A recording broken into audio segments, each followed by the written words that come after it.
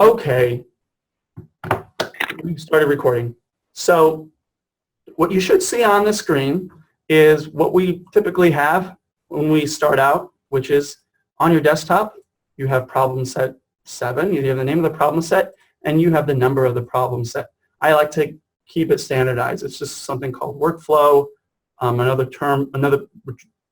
piece of jargon is modularity, which is just simply to say when you're ever doing anything, you want to make sure that you have some sort of repetitive process, because if you're anything like me, you'll forget a lot of things. And for me, it's a weakness. I always have to write things down. In this case, modularity refers to the fact that the format of our problem sets are sort of have a similar process as we go on. So I like to encourage you to use your desktop on your machine, simply because you'll see it. You won't forget about it. So just, you right-click, you create your own folder like this, and then you just type problem set 7. Try not to put spaces here. I've looked at some students' homework on their desktops, and then they put spaces in their file names.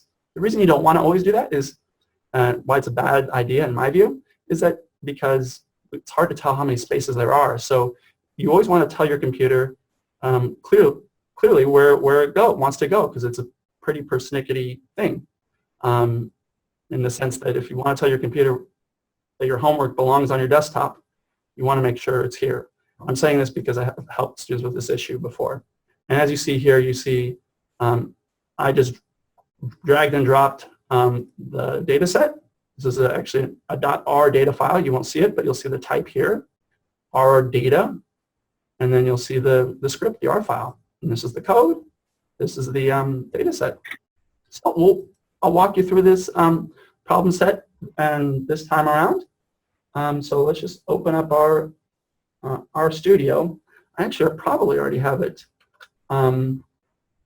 loaded because I've been debugging this before. So we'll take a look. Okay. Yeah, I have a bunch of stuff open, so I'm going to clear it, and I'll show you what it looks like when it's empty first. Yeah, we want to clear everything. Okay, my computer's complaining because I closed a bunch of files, and it asked me, "Are you sure you want to do this?" I said, "Of course, I do." So, this is what happens when you open R, of course, right? There is no project. I think it's always important to actually even read some of this stuff here. There's actually a newer version of R that I saw on the listserv, 3.3.2. So if you want to get the latest version, you can do that, but it's not important at all. Let's see if there's anything in our environment. We see that that's clear. You want to use that little broom just to make sure you clear everything there in your history. So let's get started. Okay, so what we're going to do is we're going to open a file. It'll ask me where to go, and I'm just going to go to the desktop, and we're going to go to, oh heck, we'll do this. I'm actually going to just close R right now, because if you set it up correctly, as we did in the first week, you should be able to open your script first, and it'll open up into a new version of R Studio. And in fact, if you see right here, you'll see that the path file is set right here too. You kind of see it in like a very clear kind of gray lettering, right? Users desktop problem set 7. That's actually the path file. And the reason it's clearer to read is because there are no spaces there. And if you look at this location, you'll see, oh look, we have the 2 files that we need. How do we know that? Because you can go to the Files tab. I often use the dir function. If you do get working directory, it'll print what you actually see just right above here, right there. See, that's the same thing right here. And if you want to do the dir function in the console, it's a directory function, it'll give you the names of those 2 files that you see right here. This is interesting because even though R is a programming language, we gave you sort of a wrapper. R Studio is a wrapper, so it doesn't even feel like a programming language. So I've spoken with some students who are adept programmers and will say, oh, R is not a programming language. Au contraire, it is a programming language. It developed out of Bell Labs. It started came out of the S language, I believe. If I have a book on it, I would show it to you. But seriously, it's a serious programming language. Okay, let's get started with the problem set this week. As usual, you can just highlight and run the script. So let's just do that. And we're installing our package, the Mosaic package, in the Mosaic library. You'll see the red lettering. There's nothing to worry about. I'm going to show you. There's a window of it downloading. It's always good just to make sure that you install the package. And then we'll install what are called dependencies. Dependencies are simply other kinds of packages that are required as you install this. Oh, look, interesting. So it looks like we got a little bit of a warning message. I don't think this is a grave issue. But if you notice, when I talked about the newest R version, it looks like Mosaic actually adapted with the times, and it is actually for version 3.3.2. I think we're going to be fine. I don't think we're going to run into any problems. It's always good to keep sort of up to date with the versioning, but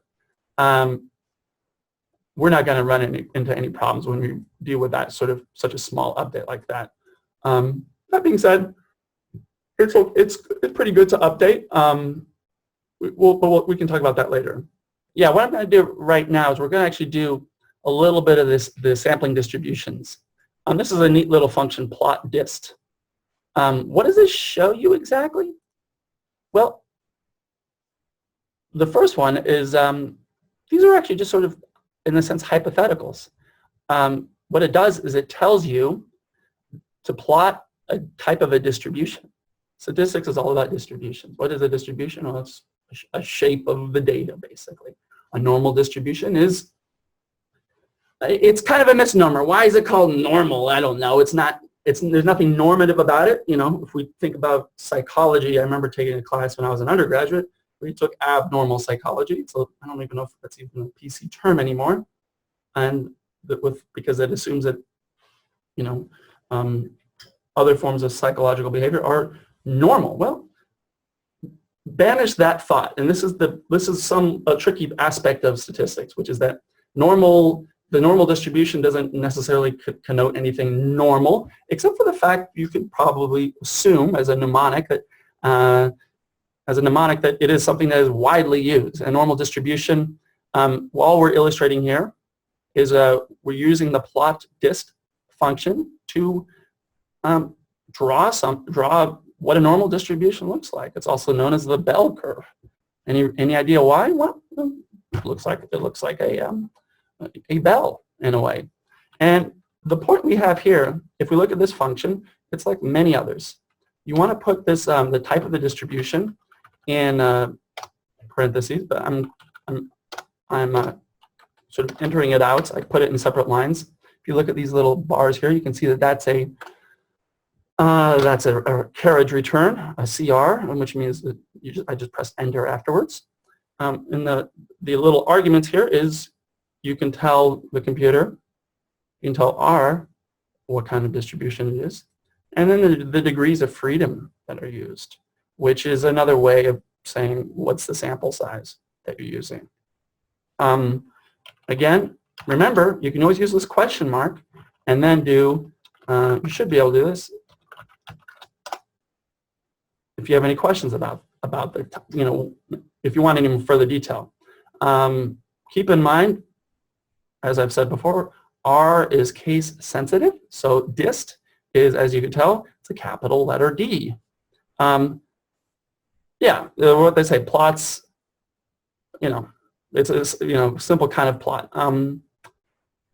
So notice that they say it's a string identifying the distribution. If you look at these, the help file. So this is a good, occasion to look at a help file. You have a description, usage, which is simply the syntax, what the syntax looks like, and then the arguments, which is everything after, between each comma, and it has a little label here. So this first function, this is dist right here. Well, it's called a string identifying the distribution. That tells us that this is the reason we're putting it in quotes.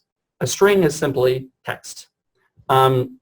A string function is something that you do to text. So what we're telling the computer here is we're identifying this as a normal distribution. That's basically it. Let's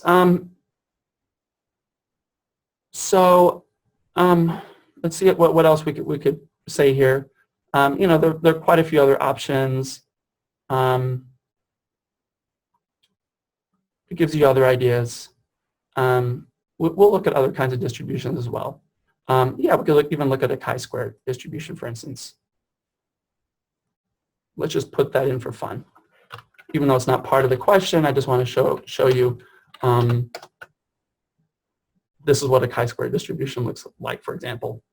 And as you can tell, and I'll use the same n here. I think it's good for comparative purposes. It's different than the normal distribution, right? And here's the point, which is the df simply tells us, you know, what our sample size is. And what happens when we increase the sample size? Well, we can remember, if you want to look at prior plots, you can just toggle backwards. It's hard to tell that we're looking at different plots here. Why? Well, because they look identical. In fact, you know, we can even plot the normal distribution. Let's just put in a number. Let's put in 100. It looks identical. Okay, it's thinking a little bit. See, sometimes R is not even responding.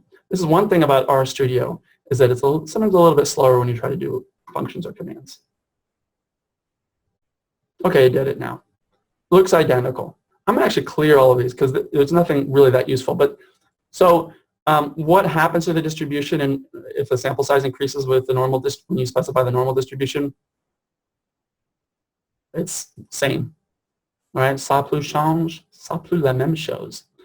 As they would say in French, the more things change, the more they stay the same.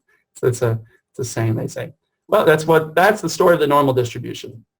Now let's look at the t-distribution. Keep in mind, if you look at the modules, something happens with the t-distribution. Let's first run it where we have a sample size.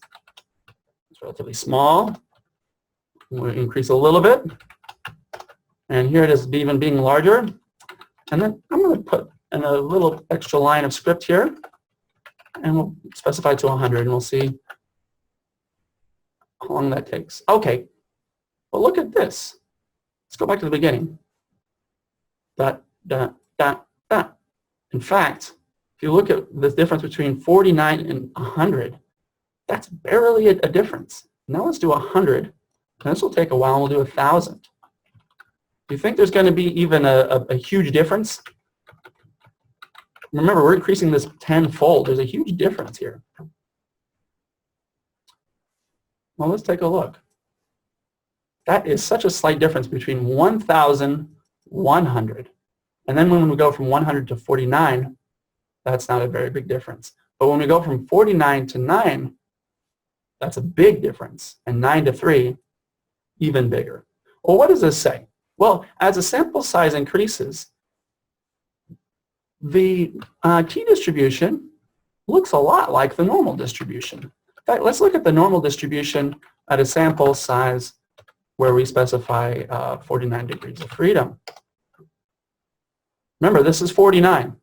This is a normal distribution. Oh, sorry, shoot. I didn't mean to do that one. So I'm going to remove this one plot. So if you want to remove a single plot, you do that little stop sign there. I wanted to put a normal distribution here so we can compare a normal distribution with a t-distribution with a different sample size. Okay, so here's a normal distribution with 49, an n of 49. That's a t-distribution with an n of 1,000. The reason I'm showing you this is that a t-distribution, as the n gets larger, becomes normal. It becomes a normal distribution. It doesn't technically become normal. But the normal distribution, so again, here is the t-distribution at 3, 9, 49, 100, 1,000, And then we're going to move back down to a normal distribution with an n of 49. There you go. So the point is, and here it is, around an n of 30, more or less, you want to use a t-distribution for smaller sample sizes. For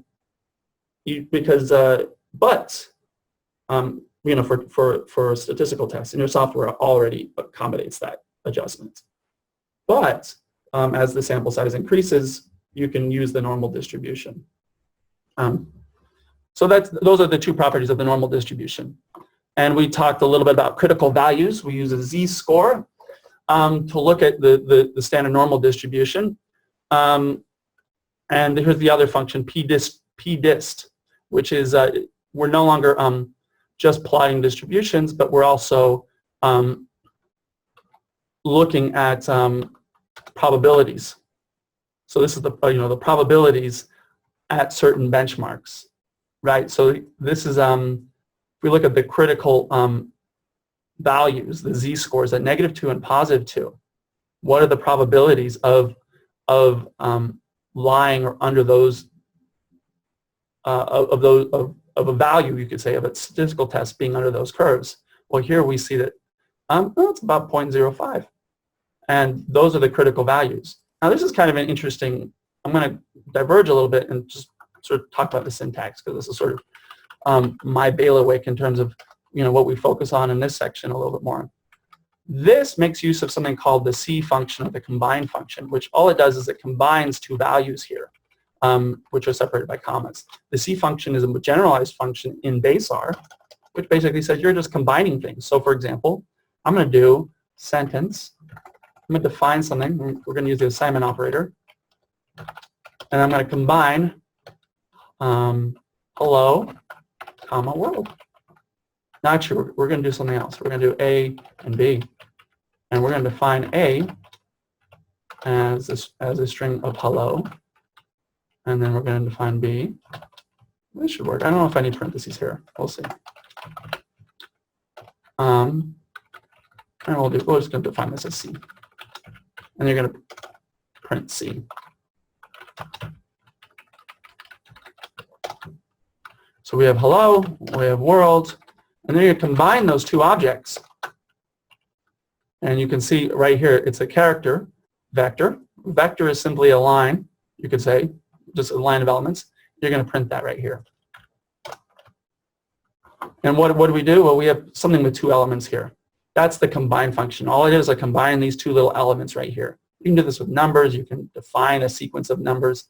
But the C function is a very common one. And here's just an argument that makes use of that.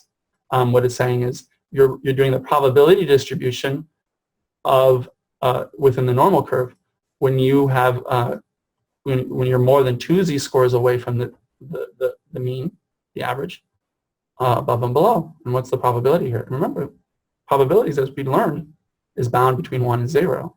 And this is an interesting fact, which is that this is the reason, we're a little persnickety about telling you that you have to have a, you can't go above 1 when you define probabilities. Well, that's what you see here. I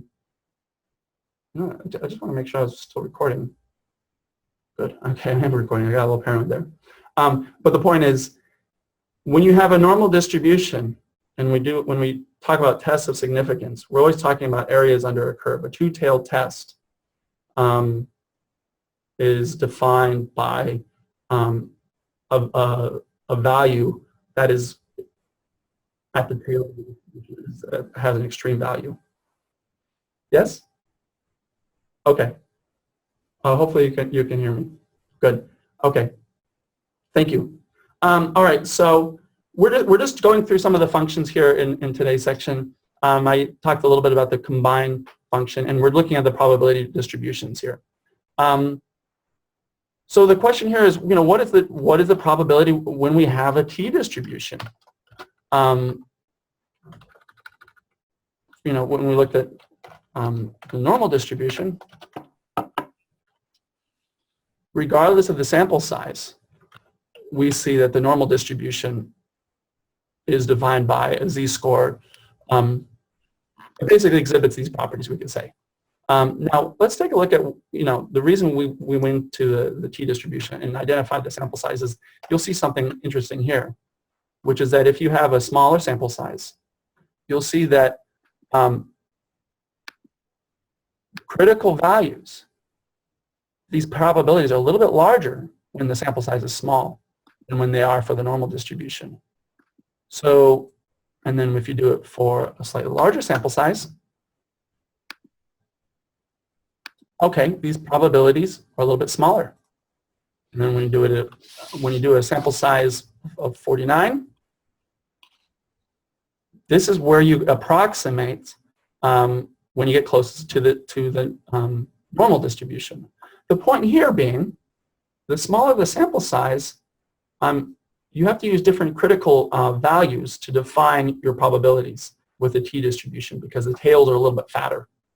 You're going to overstate your, the probability of something being, of a value being statistically significant because 0.07 plus 0.07 is 0.14.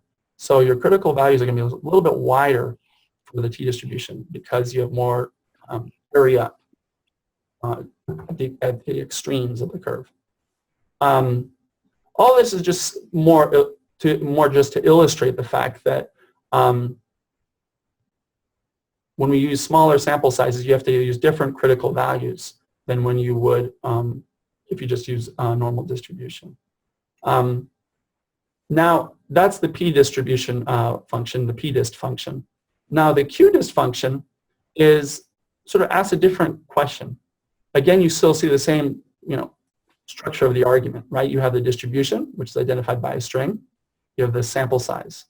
Now, we're defining not just the critical levels, but we're just identifying the probabilities.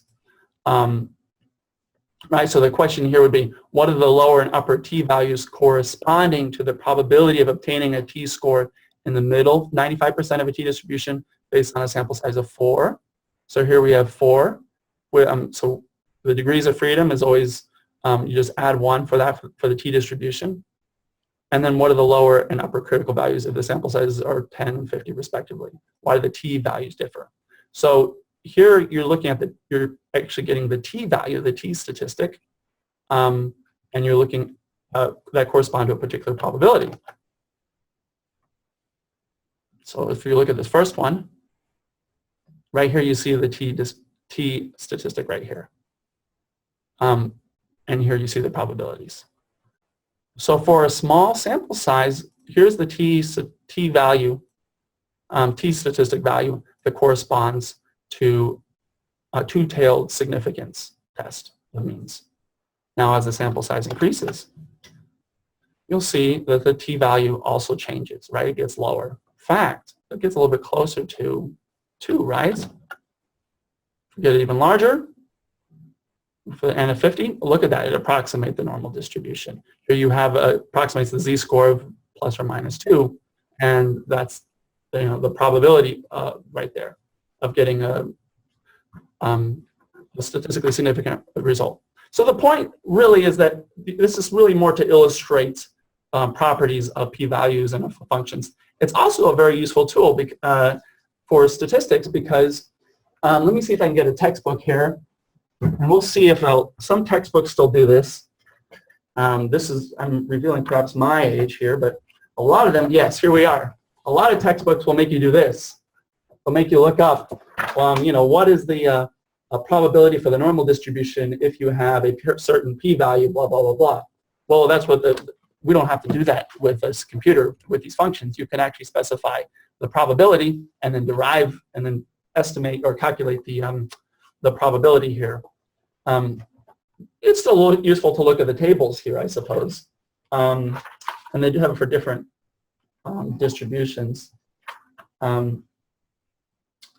Let me see if I can show it to you for the, and there are many distributions, by the way. So here it is for the normal distribution. It will give you the p-value, if I can show you the distribution right here. But the point is, that's all we're doing is we're just saying, okay, given this probability, what's the corresponding t-distribution, and as well as the sample size. this is for the normal distribution, which if you recall, the sample size doesn't matter. So that's why they don't have an N here. Let's see if they have the t-distribution. Yep. And here's the t-distribution, for example. And what they specify is here's the N right here, and then you have different probability levels. I suppose for pedagogical reasons it's useful, but it's great that we have computers to actually give us beautiful graphs to illustrate this. Let's dive into the data now. I don't think that's, to be honest, when I do statistics, when you become a data scientist, when you do this in your own work, if you are going to do applied data analysis, when you work on your final project, for instance, we're not going to deal a lot with these probability distributions. Now, if you really want to write your own functions, you want to write your own statistical commands, this is useful stuff. Also, it's extremely important for theory. I'm going to get rid of these plots for now, and we're going to dive into the data. Well, we don't have in our global environment the data, do we? Well, I'm going to do something. I'm going to look at what's our working directory. Well, look at this. Where we have in our working directory, we have two elements. I'm going to show you a little something because why not? We're doing a lot of the similar things. Remember I showed you the combine function? Well, the nice thing about R as a programming environment is the directory function will give you what's in your current working directory. And as you see, what we have in our problem set folder on our desktop, I'm going to move RStudio, we have our problem set. Oh, I wanted to say to anyone else joining us, I cannot hear you for audio reasons, so feel free to use the chat function. I'm keeping my mind here. I see that there is a question. Thank you. Text me any questions you might have.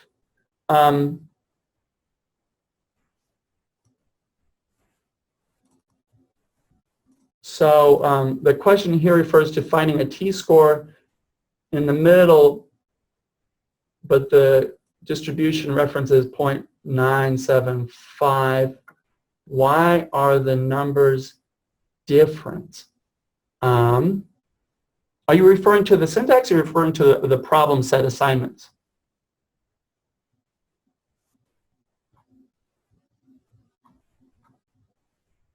Oh, you're looking at this. Is that right? Why are we specifying this and this? All right, I'll show you. Yeah. All right, so this is interesting. Okay, it's a two-tailed test, right? Because what this does is it provides us with the probability of 0.05 for each tail. So 0.025 times 2 is 0.05, and that corresponds to 95%. So I'll just show you. Let's see. Actually, and by the way, the reason why we have 0.095 is that's the remainder, right? So that's everything else left over in the curve. What I haven't done is intentionally made a mistake and said, well, what happens if we do this? Well, this is not a mistake. This will still add up to 1. What it should show you is right. So this is the probability at the 10% level, in the sense that a two-tailed test. What's the probability of getting a 0.1, a p-value of 0.10, which is not statistically significant according to conventional standards, but people sometimes report it. But the point is that it's a two-tailed test. Now, you just got me curious, which is I'm going to violate this argument here and make our probabilities add up to more than 1. Well, doesn't make any sense. The area of a probability distribution, as we know, one of the fundamental rules of probability is that it's bound by 0 and 1. That's the probability space. We'll see what happens if we just define a probability space. Yeah, so if you notice here, it seems somewhat, it'll give us the t-distribution, the t-value for the negative value of a 0.05 on the left tail, the lower tail, and then it'll have this infinite function on the right tail. I don't know what that means. It's probably just an error command. It won't even give us any t-value here. So the main point of this function is just to look up t-values, and it's two-sided. So thank you for that question. This is like one of those assumptions that we tend to make when you do statistical practice.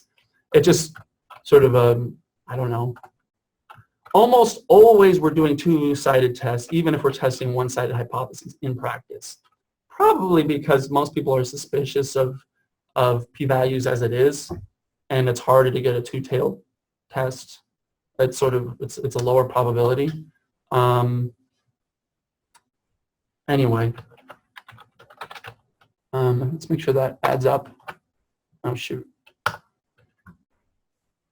Is there something wrong? Okay, so what I have a couple errors, if you notice here. I just want to show this to you because this is something that happens to quite a few people. If you see a plus sign at the bottom, it means that the computer recognizes that your argument is not finished. Well, what happened here? I forgot to add an extra close parenthesis. I'm going to press Control S and save my syntax. And then I'm going to press Escape to get out of this and tell the computer, actually, I made a mistake. But the point is, if you find yourself where you're running script and then you all of a sudden have this plus sign and you want to get out of it, just press Escape. I always like to type what I do anyway in this console. And let's just make sure we got our t statistics that are correct. Well, that's not right. What did I do wrong here? Oh, okay. I put 0.095. Control S. See, the devil's in the details. All right.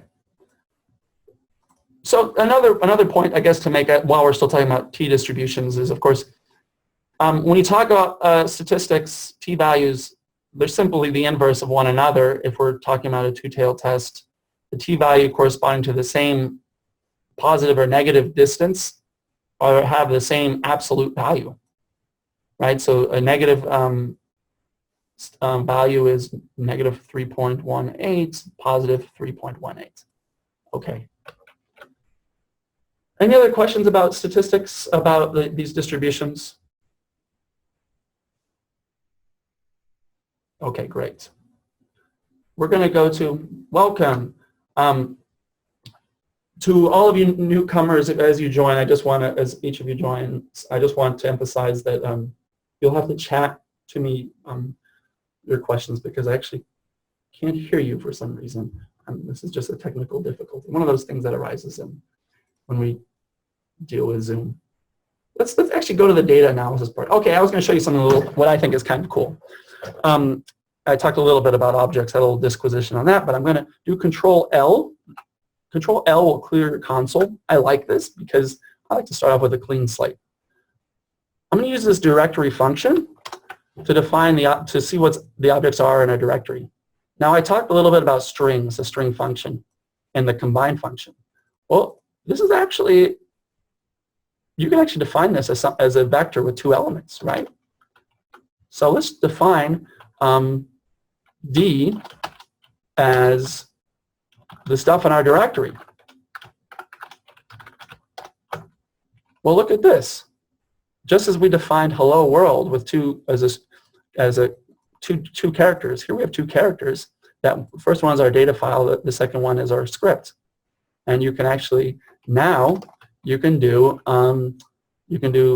data, you should be able to define as the, let's see if we can do the index here, should be able to define as a first element within, no, maybe if you just try it. Hold on. If you define as a first element, no. Well, that's neither here nor there, but the main point is if you look, you can define even objects in your working space as, elements in your working space as objects. So if you want to say, mess around with that, you can do that as well.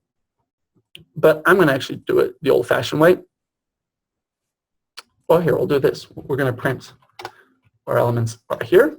I'm just going to copy and paste this because this name is not going to change.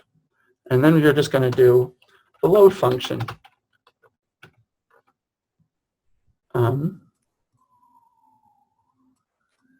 Copy. We'll talk a little bit about indexing. What I wanted to show you is you could actually index, you could say, well, I want to select the first of that element here, but it's kind of a moot point when you have two elements in your working space, and it's actually probably better practice to simply define your data file. Keep in mind, as usual, everything is case sensitive. So we have capital employed, capital ACS.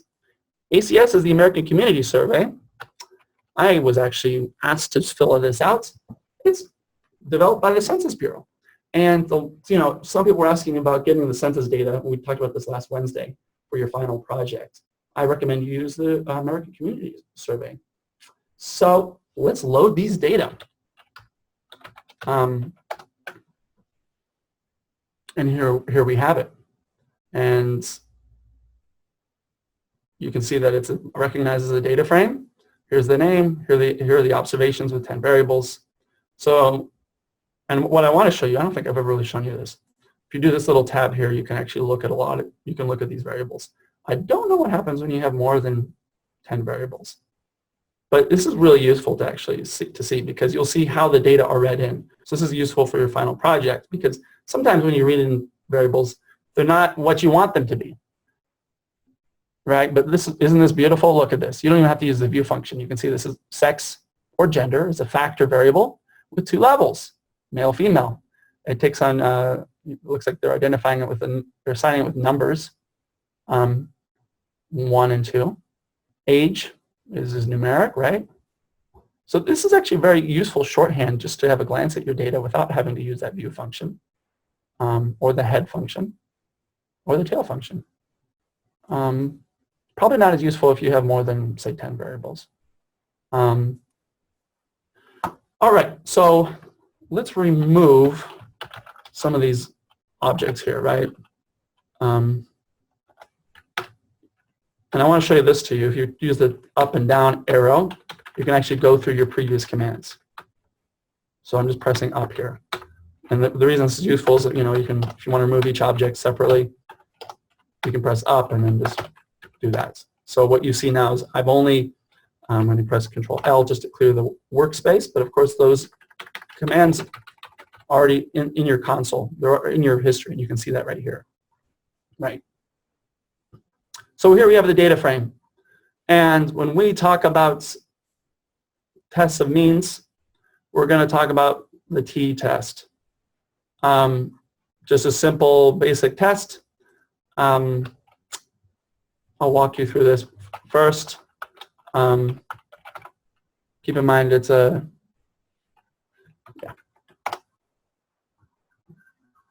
if you remember from class, it's called students t-test because it was created anonymously. So a lot of statistics is historic in the sense that they're named after people. If you become famous and you develop a new technique, you will have, it can be eponymous, as it were. It can be named after you.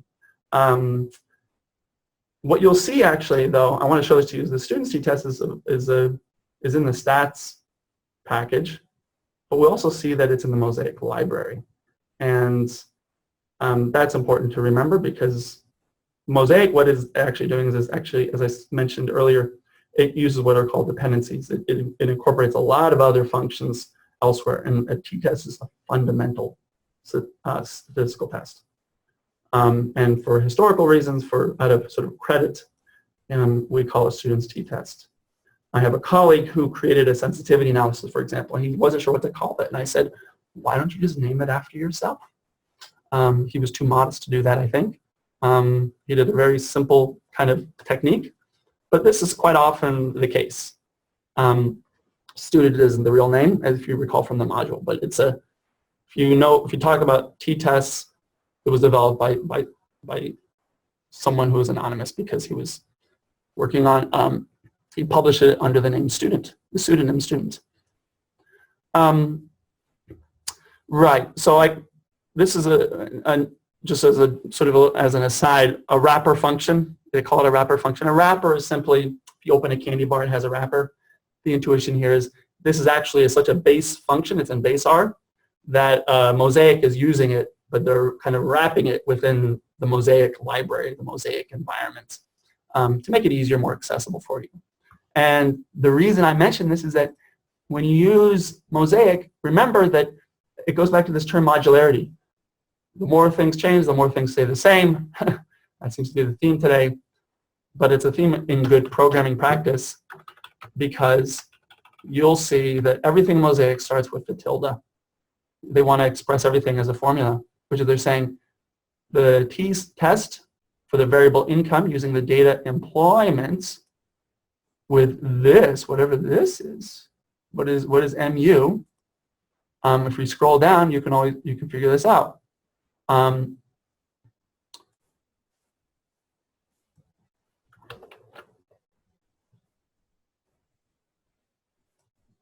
Right. Okay. So right, and I just want to make sure that I was correct here. So the reason you use MU with assigning this value is because it's a two-sided test with a null hypothesis that the average income in the population is 35,000. So MU specifies the value for the null hypothesis. So here you're testing, you're against a null that you've specified. I'm going to clear the plots here because those are no longer relevant. So this is what the output looks like. This is canonical. This should be intuitive. After a while. What does this show? Well, a one-sample t-test. Does this question say two-sample? No, good. Okay, it did say. Sorry, it's a little hard for me to see. A one-sample, two-sided t-test with a null hypothesis that the average income in the population is $35,000. What are your null and alternative hypotheses? What do you conclude? So this output is canonical no matter what stats package you use. Keep in mind, the reason we showed you what t values are, degrees of freedom, and p values are, is this is the core information of any statistical inferential test. If you're writing it in text, you'll say this is statistically significant. You'll give the t value, and you'll specify the degrees of freedom, and then you'll give that p value. Well, what does this show? Well, p value is less than 0.05. And the alternative hypothesis is that the true mean is not equal to $35,000. So what does this mean? Well, I guess I'll give you the answer. It suggests, and we can actually even see this if we look at the variables. So if we look at we didn't even do fab stats. I'm sorry. I'll show you. If we look at the fab stats here. Oh, I hope I repaired the syntax here. I think I did. This is one of the few changes I made. There should always be a tilde here. You can see that the mean income here is 45, and the range is from 0 to. Do we have a maximum? Min? Yeah. To 382. So keep in mind these are in units of thousands. And if we look at the data frame, let's see if we can actually see that too. Yeah. Right, so you can see that these are in units of thousands. So I'm sorry, I sort of skipped over the favorite stats function here. But typically whenever you do a statistical test, look at the data first. I mean, that's just typically good practice. You want to see what the data look like. You want to know what the units are. Now, when you do the t-test, then it's easier to interpret, right? Because you're saying, okay, well, you can interpret it in the same units here. And what are we doing here? We're basically saying, is the income true mean equal to $35,000? Well, this doesn't seem to be the case. In fact, the true mean, we're confident that the true mean lies somewhere between 36,000 and 46,000. And that's our 95% confidence interval. So we reject the null hypothesis that the true mean is equal to $35,000. Now you can also do something else. Well, here let's kind of mess around with this. Let's say Does the true mean equal $46,000? You know, let's see. No, it doesn't seem to be the case. Right, and here you can see, oh, sorry.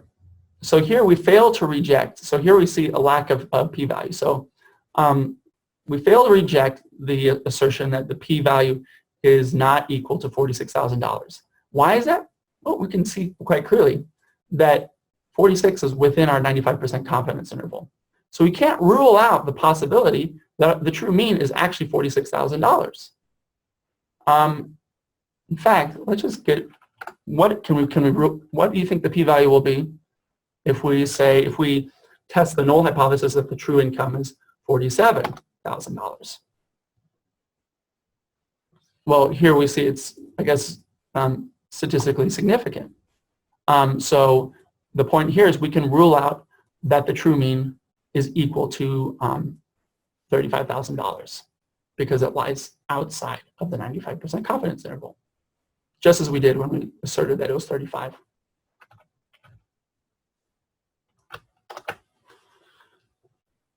Does that make sense? So we don't always do this, but sometimes we have a hypothesis that we want to test about the true population mean, and we test it with a sample, and we use inferential statistics to do a test to see whether or not one sample two-sided test to see whether or not the true population mean lies within our confidence interval. It's actually relatively intuitive once you sort of see the test here. You can see that here. If we test the hypothesis as 44,000, we're going to see that the p-value is even higher. Well, that simply means that we cannot reject the hypothesis that the income is. Notice my wording, by the way. We fail to reject the hypothesis that the income is $44,000. All we're saying right here is that the data are consistent with the hypothesis that the true income is population income is $44,000. We can infer that, and again, that's simply because of that 95% confidence interval. If any data point, any hypothesis that lies outside, with a value that lies outside of that, like even if we use 36, that'll have a p-value that's not significant. Well, it is significant, okay. Probably because of rounding. Oh no, that's correct. But it's so close. If you look at the rounding though, sorry, I did a little error in rounding. So here we reject the hypothesis that we reject the hypothesis that the income, the true population income is $36,000. But it's very close because here we're talking about a value that's so close to our lower bound of our 95% confidence interval that the p-value suggests that, well, actually, it's more likely that our income is $36,000 than it is, say, the true mean is just $10,000. This is going to have a very high, very low p-value rather, which means that we definitely can reject this to be the true population mean. So I hope that makes some sense. So, okay. So if we have the output, so the next question is, if we have the output from the one sample t-test in question 2, plot the critical t-values using a t-distribution model for the sampling distribution, what is the probability of obtaining a more extreme value than the one we actually observed under the assumption that the sampling distribution is centered on $35,000? What is this probability called? So again, we're going to test this hypothesis that the true population income. I'm going to clear the console, Control L. I'm going to rerun that syntax. So here we have the output. We have the t-distribution. We have the degrees of freedom. We have the p-value. And we have the alternate hypothesis. So the null hypothesis is that the true population mean is equal to 35,000. The alternative hypothesis is that it is not equal to 35,000. Here, the p-value suggests that we reject the null hypothesis. And we have a confidence interval. of 36 to 46,000. So let's look at this probability distribution right here. Well, how did I come up with this right here? Well, you have the t-value, corresponding t-value from this outputs that we just plotted with these degrees of freedom. And what this shows you is the probability of having this value that is that extreme or more. So again, what we can do instead of looking at probability tables is we can actually take t-values and we can plot those under the probability distribution, essentially to test our hypothesis. And here, we reject the hypothesis that our population income lies within this confidence interval. And the two-tailed test shows that this is a pretty statistically significant probability that, we're reasonably confident that our population income is not 35,000. And we simply plot that by taking our values here, our t-values here. Okay. Now we can do another kind of test using a different option. Not only can we test whether or not our data are consistent with a hypothesis about income, but we can also test whether or not it's we can do a one-sided test rather than a two-sided test. So here, so to use the example, right, an economist at Stanford thinks the average income is $45,000. You're pretty sure that it's less than this amount. So if you want to do a one-sided, one-sample t-test, I said before, we often don't do one-sided tests simply because the probability of getting a one-sided test, how do I put it? You're simply, we'll talk about that later, but it's more canonical, you could say, to do two-sided tests, just simply because I think it's a more you use more extreme critical values. I'm going to clear the plot, this plot function. But if you want to test that, so now what we're doing is if you want to test a one-sided hypothesis, which is, I'm going to test a hypothesis that the income is less than 45, that the true population income is less than 45. And what do we do here? Well, we fail to reject the hypothesis that the true mean is less than $45,000. Right, so how do we come up with this? Well, we can see that the p-value is not statistically significant. So, oh, and here we see the negative infinity, by the way, to this, 45 criterion.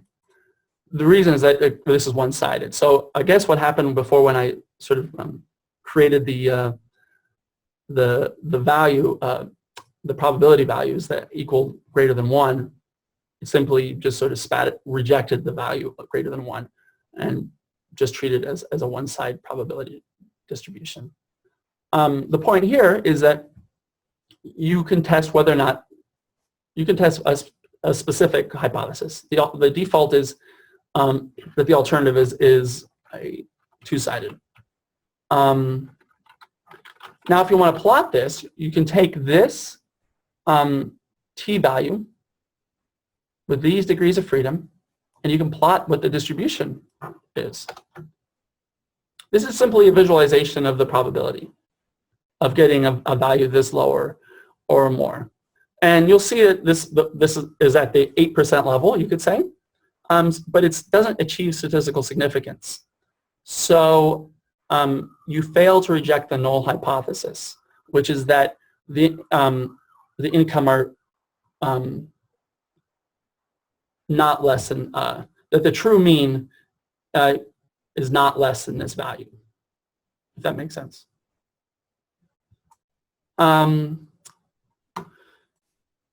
Let's see.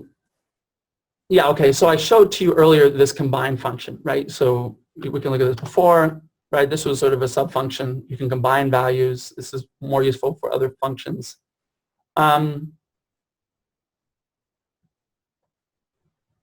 Again, this is sort of like looking up table. You know, you could do this in tables, but if you want to say what is a probability with a z-score of 1 or higher, you have a 16% probability with that z-score. So here you can just do a one-sided probability test. You can do it with a normal distribution of 1.5. Notice if the negative specifies the lower tail, positive specifies the upper tail. If you want to do both, if you want to have the probability distribution of less than 1 z-score and 2, then you can get the 2 different probabilities. This is not common to do. Typically what we'll do is, you know, the standard test of significance we'll do here is we'll do this right here. We'll have this value. This is, you know, equals about to 0.05. There's some rounding here. Now again, I think I showed this before, but you know, if you want to find the critical values, so keep in mind, you start with the critical values. You can find the probabilities, or you can derive the probabilities from. You can derive the critical values based on the probabilities. So let's take a look at that. Which one did it plot? Oh yeah, okay, good. So the first one was, what is the, okay, if you have a probability of 50%, what is the critical value? 50-50, right? So a p-value of 0.5 is nothing. If you do the normal distribution, you can do the standard probability of 0.05. There it is. And notice it does it on, looks like it'll do it for one side. And if we do 0.95. Any questions, by the way? Oh, that's a great question, Patrick. Thank you. So someone Patrick just asked, why is 8% not a significant value enough? This is a wonderful question. Thank you for asking this. Well, this is the thing. It's good. It's not that bad, right? You would think 5%. It's because of tradition. Notice I mentioned the student's t-test is out of tradition. The reason we have a p-value of 0.05, and we typically often use we'll use two-tailed tests, it's convention. Nothing really beyond that. But if you want to get published in a scientific journal and you show an 8% p-value, it's not statistically significant. That's what they're going to say. Now, this is one reason that p-values are pretty controversial, because if you look hard enough, you know, there's a saying, if you haven't found a p-value that's statistically significant, you're not looking hard enough. Because in fact, if you keep looking and looking and looking, you can actually commit what is called a type 1 error. You can find a statistically significant result that at the 5% level, at p equals 0.05, that is not actually true. It's a false alarm. Now, 8%, it's, in my opinion, and many people's opinions, is not that bad. In fact, often people will define several critical values, several critical p-values in terms of probability. Typically, they'll do 0.001, 0.01, 0.05, and sometimes 0.01. And these are identified through, you know, a statistic that is that significant. We'll have 3 asterisks, 2 asterisks for the 1% value.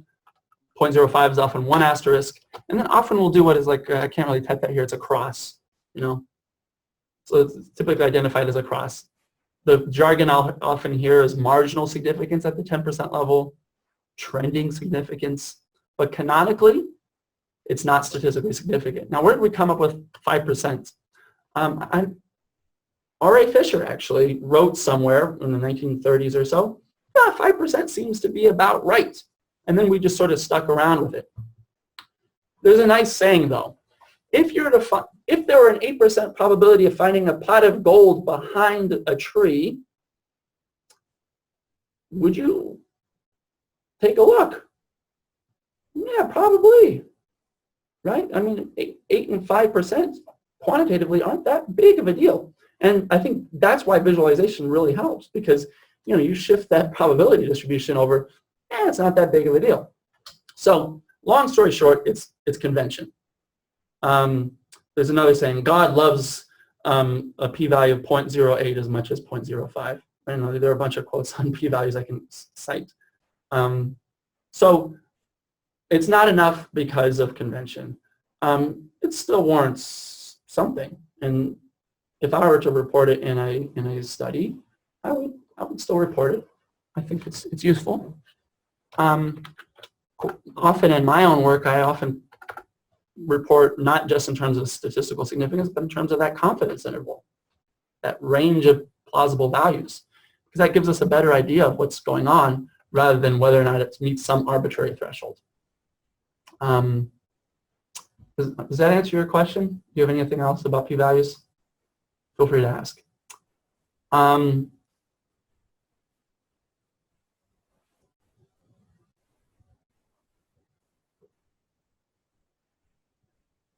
Where is the line drawn for significance 80, 20, 70, 30? I'm not sure what was meant there.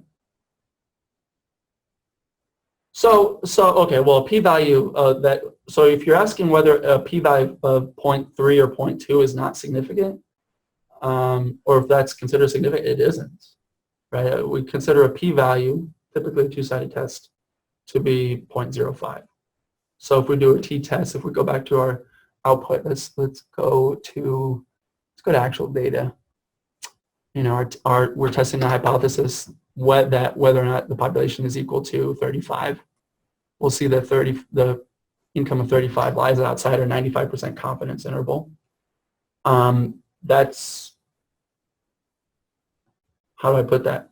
The probability distribution, a p-value right here is 0.02. That's considered statistically significant. You can almost say highly significant, but if that p-value were 0.5 or 0.3, it's not significant. If you notice, sometimes I'm talking about percentages, and then I'm talking about proportions. Yeah, thank you. You're welcome.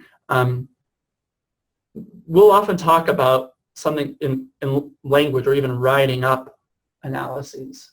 Sometimes it's quite difficult. Here's a great book, actually, Writing Statistics, writing about multivariate analysis, because it's sometimes difficult to put into language these mathematical concepts. One way of expressing it is something is, if I'll express this linguistically. We find that we reject the null hypothesis at the 2% level because our p-value here is 0.02. So we'll sometimes talk about probabilities in terms of percentages. So that's probably, if I mentioned that before. Typically, though, if you're a scientist, you are on the hunt for a p-value less than 0.05. The lower, the better. There is a whole debate about this called p-hacking, which is the idea that scientists are motivated to massage their data until they find a p-value less than 0.05, and then they stop analyzing the data. What we try to do to prevent that is we will often come up with a priori hypotheses.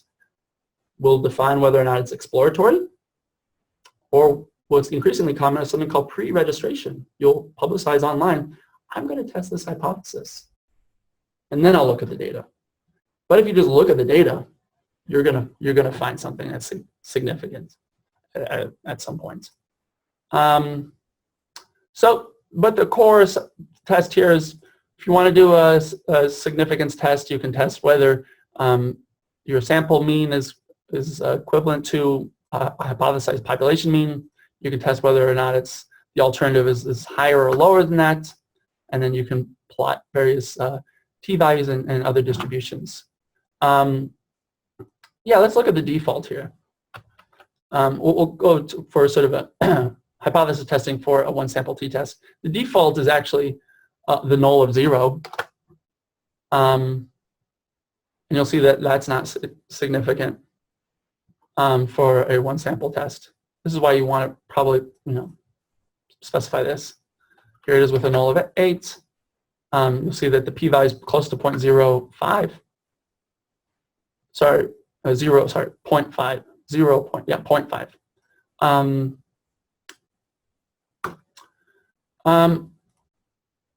Yeah, so this is also useful too.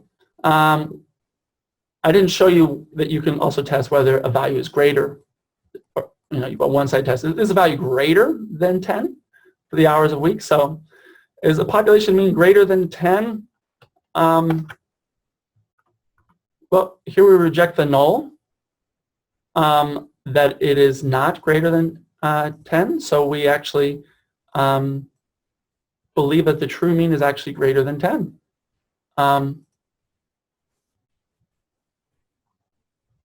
Yes. Now this is more often than not, if you're reporting data, you just really want to report to the world. And we see this with polling. This is actually a great time with the election. We talk about margins of error. Polls show different results, don't they, right? Well, a poll is a sample, a small subset of the American population, a simple random sample that we try to generalize to the population, but we never really know. And that's often expressed with a margin of error. And this is where, more than anything else, this is where we're going to see, where you're going to see even in the press, these 95% confidence intervals, margins of error.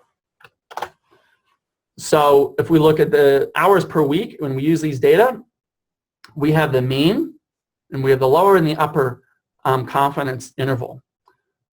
So we're seeing that in our sample, we think that there are, if that is, I think that variable hours per week, the number of hours you work per week, on average, it's 38.5. The lower end, it's ranges from 37 to 90 to around 40 hours a week, and that's about where the population average lies, given our sample.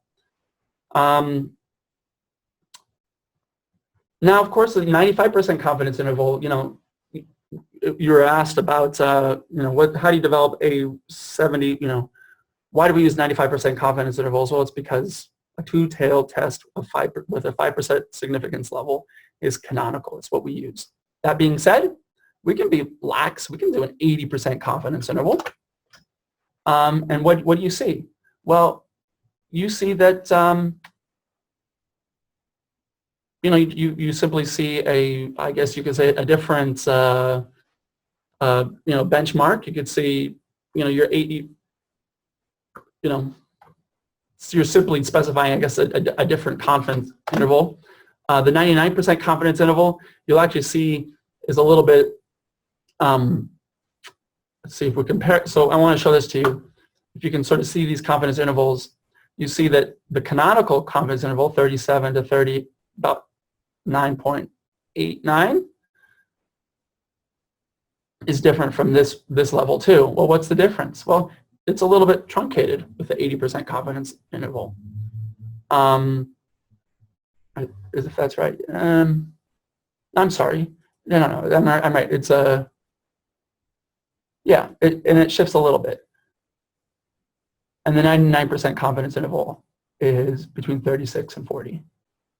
So depending on your significance level that you want to specify, your confidence interval will also shift. Typically, it'll be, I'm trying to understand why I'm trying to see if the confidence interval is shorter or smaller. Well, it's hard to tell the absolute value of the confidence interval here, but typically the higher the value of the confidence interval, it typically means that you're going to have a broader confidence interval, because you're essentially saying, how do I put it? You're specifying the probability of statistical significance at 1% if you do a 95% confidence interval, which means that it'll be a little bit wider, a little bit less precise. So you're increasing the type 2 error, you're decreasing the type 1 error, false positives, because you're specifying a true confidence level there. I hope that's clear.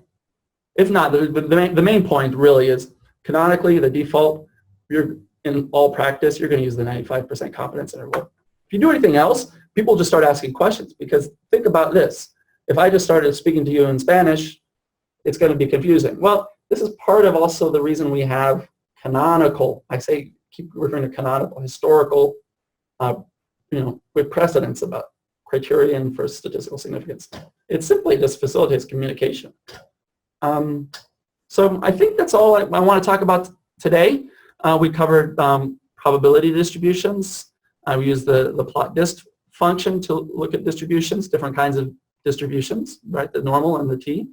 Then we showed how p-values and t-values are both related. Then we test whether or not a specific hypothesis of mean is equal to what we'd expect in the population. We also looked at those probability distributions using our data. And then we showed a 95% confidence interval that we can use from our data sample to infer to the population. And we also showed one-sided versus two-sided tests. And I talked a little bit about statistical significance. That's it for today. Any questions? Otherwise, thank you very much.